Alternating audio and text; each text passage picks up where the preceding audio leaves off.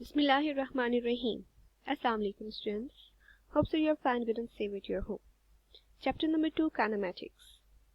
The topic is terms associated with a motion. Distance and displacement were covered in the last class. Today we have to move towards the speed and velocity. What the speed is?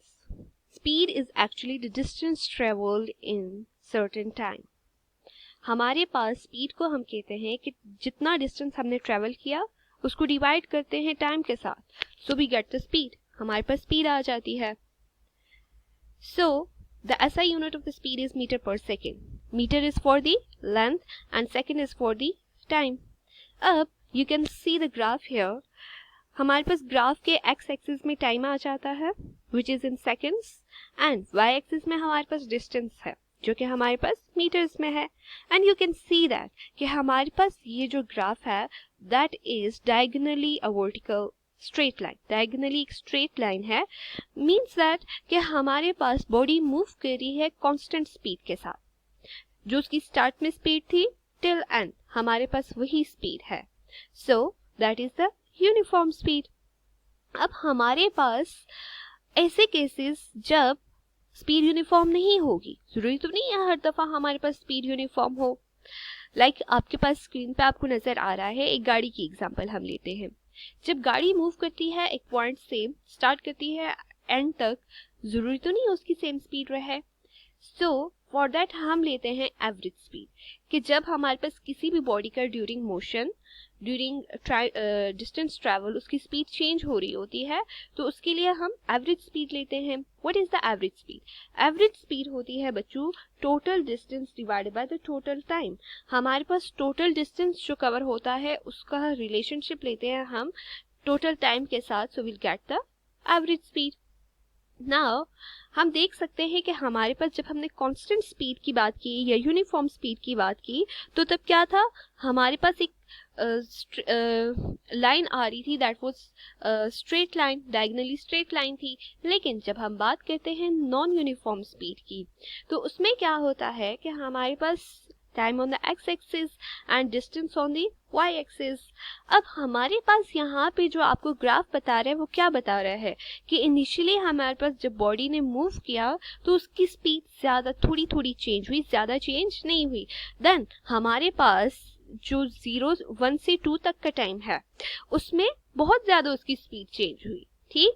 और जब हम आगे जाते हैं 2 से 4 तक, तो हमारे पास सर्टेनली उसकी जो स्पीड होती है वो डिक्रीज हो जाती है. देन फ्रॉम 4 टू द 7 हमारे पास बहुत ज्यादा इंक्रीज आता है स्पीड में. देन हमारे पास ऑलमोस्ट कांस्टेंट स्पीड के साथ बॉडी मूव करती है, या फिर हम ये कह सकते हैं बहुत स्लो हो जाती है. देन देयर टाइम कम्स जब अगेन हमारे पास स्पीड कम होती है. So that is non uniform speed. Moving towards the next slide, हमारे पास हम देख सकते हैं 2 ग्राफ हैं. जो हमारे पास ये ग्राफ है ये हमें बताता है कांस्टेंट स्पीड. डिस्टेंस और टाइम का हम रिलेशनशिप लेते हैं और कांस्टेंट स्पीड को देखते हैं. लेकिन ऑन द अदर साइड हम देख सकते हैं कि हमारे पास पहले बॉडी मूव कर रही है, ये जो स्टार्टिंग पॉइंट है यहाँ पे एक कांस्टेंट स्पीड के साथ, फिर हमारे पास बॉडी ने स्टॉप कर दिया. बॉडी ने स्टॉप किया लेकिन टाइम इज अ थिंग जो हमेशा चलता रहता है, तो टाइम हमारे पास आगे जा रहा है लेकिन body is at constant point. फिर हमारे पास नेक्स्ट आगे लिखा हुआ है acceleration. What is that acceleration? हमारे पास term associated with the motion का लास्ट टॉपिक है एक्सेलरेशन. हम वेलोसिटी के बाद इसको डिस्कस करेंगे. इनफैक्ट आज के लेक्चर में भी मैं आपको इसके बारे में थोड़ा सा बताऊंगी कि हमारे पास जब वेलोसिटी में चेंज आता है तो वेलोसिटी के चेंज की वजह से एक्सेलरेशन कॉज होती है. तो यहाँ पे वो कहता है एंड में हम किस चीज को देख रहे हैं, एक्सेलरेशन देख रहे हैं. सो यहाँ पे हमने सबसे now moving toward the next topic that is velocity. अब वेलोसिटी में हम कहते हैं कि डायरेक्शन मैटर्स. डायरेक्शन मैटर करती है. डायरेक्शन कहाँ मैटर करती है? हमने पढ़ा था लास्ट टॉपिक जो था that was vector and scalars. तो हमने वहां पे देखा था कि वेक्टर हमारे पास वो क्वांटिटीज होती हैं जिनमें मैग्नीट्यूड के साथ साथ डायरेक्शन भी मैटर करती है.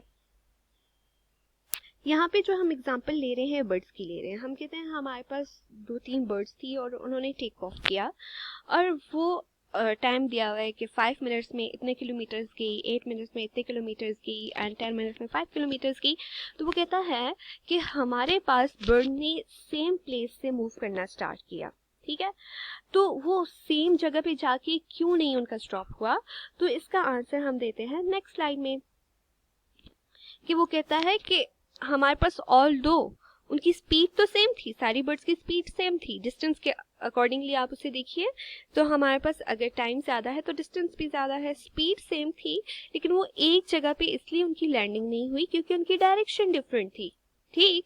जब हमारे पास डिफरेंट डायरेक्शन आ जाए तो फिर वो एक तरफ जाएगी, एक दूसरी तरफ जाएगी, एक तीसरी तरफ जाएगी। हमारे पास वो क्या कहता है कि velocity is the speed and the direction of an object, कि वेलोसिटी में हमारे पास दो चीजें आ जाती हैं, एक आ जाती है स्पीड और दूसरी स्पीड के साथ डायरेक्शन ऐड हो जाती है, कि distance divided by time but in a specific direction. हम स्पेसिफिक डायरेक्शन में देखते हैं कि कितनी स्पीड कितना डिस्टेंस कवर हुआ, and we call it the velocity. Now students, we know that कि हमारे पास स्पीड और वेलोसिटी एक चीज नहीं है। हमारे पास speed is a scalar quantity and velocity is the vector quantity. Speed में हमारे पास कोई भी डायरेक्शन नहीं होती, लेकिन जब हम वेलोसिटी की बात करते हैं तो उसमें हमारे पास डायरेक्शन आ जाती है। हमारे पास वेलोसिटी में कोई रेफरेंस डायरेक्शन होती है। फॉर एग्जांपल हम कह देते हैं कि गाड़ी मूव कर रही है और वो किसकी तरफ मूव कर रही है, इतनी स्पीड के साथ 60 किलोमीटर पर आवर के साथ साउथ की तरफ मूव कर रही है, so it is the velocity. Okay, अब हम क्या कहते हैं कि वेलोसिटी क्या है, rate of change of object position. अच्छा, सबसे इंपॉर्टेंट, जब आपके पास रेट ऑफ चेंज आ जाता है ना, तो इसका मतलब होता है कि टाइम के साथ रिलेशन, रेट हम कहते हैं किसी भी चीज का टाइम के साथ रिलेशन को रेट कहा जाता है, ठीक। अब वो कहता है कि जब हमारे पास चेंज ऑफ पोजीशन को हम टाइम के साथ देखते हैं तो दैट इज व्हाट वेलोसिटी है, and in a specific direction. यहाँ पे अगेन हम डिस्कस करते हैं कि हमारे पास कांस्टेंट वेलोसिटी क्या होगा और वेरिएबल वेलोसिटी क्या होगा। If an object do not change its direction and speed, एक बॉडी मूव कर रही है, फॉर एग्जांपल हम गाड़ी की एग्जांपल ले रहे हैं और एक स्ट्रेट रोड है, वहां पे कोई भी ऑब्स्टिकल नहीं है, कुछ भी नहीं है, गाड़ी एक कांस्टेंट स्पीड के साथ मूव कर रही है और इसकी डायरेक्शन भी चेंज नहीं हो रही, स्ट्रेट लाइन में मूव कर रही है, तो वहां पे बॉडी की जो डायरेक्शन है वो भी चेंज नहीं हो रही, तो वहां पे हम क्या कहेंगे, body is move with a constant speed, constant velocity. हमारे पास उसकी वेलोसिटी कांस्टेंट आ जाएगी, ना तो उसका मैग्नीट्यूड चेंज हो रहा है और ना ही उसकी डायरेक्शन चेंज हो रही है। ये हमारे पास क्या होती है बच्चों, कांस्टेंट वेलोसिटी होती है। अब हम दूसरी एग्जांपल लेते हैं। दूसरी एग्जांपल में हम क्या कहते हैं कि हमारे पास वेलोसिटी चेंज करेगी। वेलोसिटी कैसे चेंज करेगी, या तो उसकी स्पीड में फर्क आएगा, या तो उसकी डायरेक्शन में फर्क आएगा, या फिर दोनों में फर्क आएगा। अब हम एग्जांपल से देखते हैं। कहता है if a bus goes 15 kilometre per hour and then speed up 20 kilometre per hour, कि पहले बस ने स्टार्ट किया अपना सफर तो उसकी स्पीड कम थी, 15 किलोमीटर पर आवर थी, and then it gradually increases, वो इंक्रीज हुई 20 किलोमीटर पर आवर पे आ गई, तो क्या हुआ हमारे पास बच्चों, स्पीड ज्यादा हो रही है ना। अब केस बी पे चले जाते हैं। The body bus goes from heading north to the east. अब हमारे पास नॉर्थ से ईस्ट की तरफ चलेगी, हमारे पास डायरेक्शन चेंज होगी। पहले में हमारे पास स्पीड चेंज हुई, सेकंड केस में हमारे पास डायरेक्शन चेंज हुई। अब थर्ड केस में हम देखते हैं हमारे पास क्या हुआ, the bus speed up and make a left turn. दोनों चीजें चेंज हो रही हैं, हमारे पास स्पीड भी चेंज हो रही है और साथ डायरेक्शन भी चेंज हो रही है। मीन्स दैट कि जब आपके पास वेलोसिटी चेंज होगी तो हमारे पास उसकी स्पीड भी चेंज हो सकती है, उसकी डायरेक्शन भी चेंज हो सकती है और दोनों में भी चेंज आ सकता है। That's all about today's topic. If you have any ambiguity, you can ask. Thank you so much. Allah Hafiz.